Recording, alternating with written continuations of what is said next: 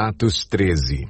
Na igreja de Antioquia havia profetas e mestres: Barnabé, Simeão, chamado Níger, Lúcio de Cirene, Manaém, que fora criado com Herodes o tetrarca, e Saulo. Enquanto adoravam o Senhor e jejuavam, disse o Espírito Santo: Separem-me Barnabé e Saulo para a obra a que os tenho chamado.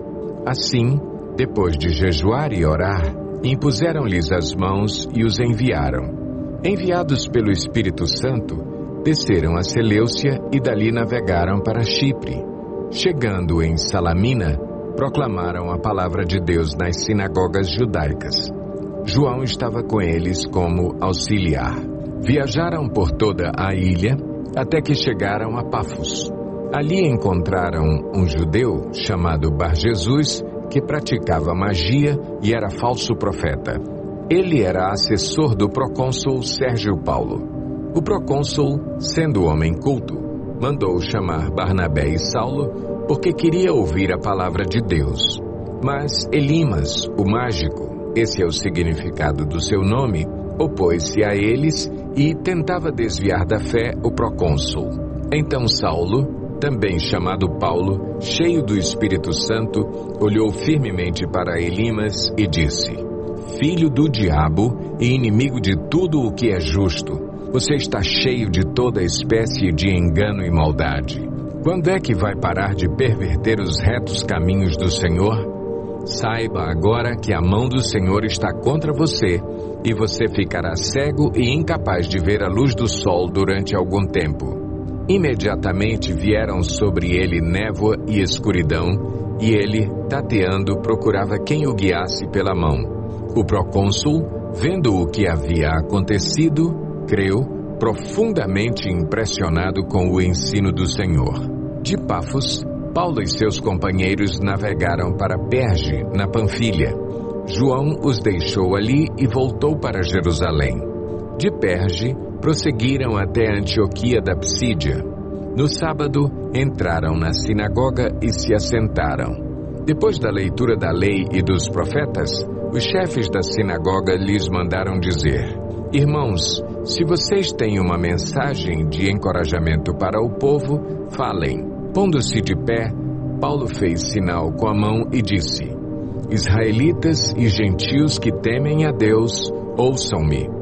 O Deus do povo de Israel escolheu nossos antepassados e exaltou o povo durante a sua permanência no Egito. Com grande poder, os fez sair daquele país e os aturou no deserto durante cerca de 40 anos. Ele destruiu 7 nações em Canaã e deu a terra delas como herança ao seu povo. Tudo isso levou cerca de 450 anos. Depois disso, ele lhes deu juízes até o tempo do profeta Samuel. Então o povo pediu um rei, e Deus lhes deu Saul, filho de Quis, da tribo de Benjamim, que reinou 40 anos. Depois de rejeitar Saul, levantou-lhes Davi como rei, sobre quem testemunhou: Encontrei Davi, filho de Jessé, homem segundo o meu coração. Ele fará tudo o que for da minha vontade. Da descendência desse homem, Deus trouxe a Israel o Salvador Jesus, como prometera. Antes da vinda de Jesus, João pregou um batismo de arrependimento para todo o povo de Israel. Quando estava completando sua carreira, João disse: Quem vocês pensam que eu sou? Não sou quem vocês pensam. Mas eis que vem depois de mim aquele cujas sandálias não sou digno nem de desamarrar. Irmãos, filhos de Abraão e gentios que temem a Deus, a nós foi enviada esta mensagem de salvação. O povo de Jerusalém e seus governantes não reconheceram Jesus, mas, ao condená-lo, cumpriram as palavras dos profetas que são lidas todos os sábados. Mesmo não achando motivo legal para uma sentença de morte, pediram a Pilatos que o mandasse executar. Tendo cumprido tudo o que estava escrito a respeito dele, tiraram-no do madeiro e o colocaram num sepulcro. mas Deus o ressuscitou dos mortos, e, por muitos dias, foi visto por aqueles que tinham ido com ele da Galiléia para Jerusalém.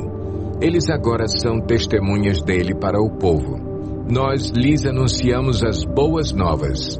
O que Deus prometeu a nossos antepassados, Ele cumpriu para nós, seus filhos, ressuscitando Jesus, como está escrito no Salmo 2: Tu és meu filho, eu hoje te gerei. O fato de que Deus o ressuscitou dos mortos para que nunca entrasse em decomposição é declarado nestas palavras: Eu lhes dou as santas e fiéis bênçãos prometidas a Davi.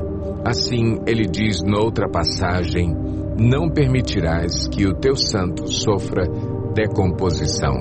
Tendo, pois, Davi servido ao propósito de Deus em sua geração, adormeceu, foi sepultado com os seus antepassados e seu corpo se decompôs. Mas aquele a quem Deus ressuscitou não sofreu decomposição. Portanto, meus irmãos, quero que saibam que mediante Jesus lhes é proclamado o perdão dos pecados.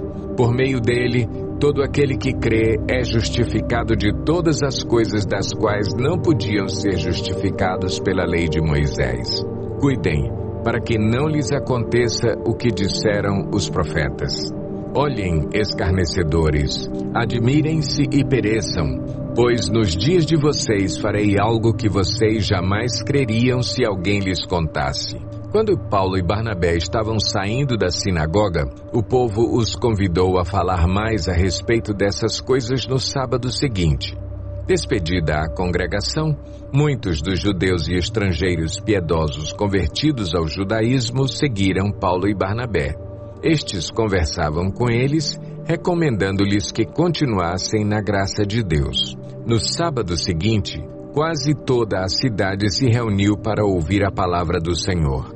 Quando os judeus viram a multidão, ficaram cheios de inveja e, blasfemando, contradiziam o que Paulo estava dizendo. Então Paulo e Barnabé lhes responderam corajosamente: Era necessário anunciar primeiro a vocês a palavra de Deus. Uma vez que a rejeitam e não se julgam dignos da vida eterna, agora nos voltamos para os gentios, pois assim o Senhor nos ordenou. Eu fiz de você luz para os gentios, para que você leve a salvação até aos confins da terra. Ouvindo isso, os gentios alegraram-se e bendisseram a palavra do Senhor, e creram todos os que haviam sido designados para a vida eterna. A palavra do Senhor se espalhava por toda a região. Mas os judeus incitaram as mulheres piedosas de elevada posição e os principais da cidade. E, provocando perseguição contra Paulo e Barnabé, os expulsaram do seu território. Estes sacudiram o pó dos seus pés em protesto contra eles e foram para Icônio. Os discípulos continuavam cheios de alegria e do Espírito Santo.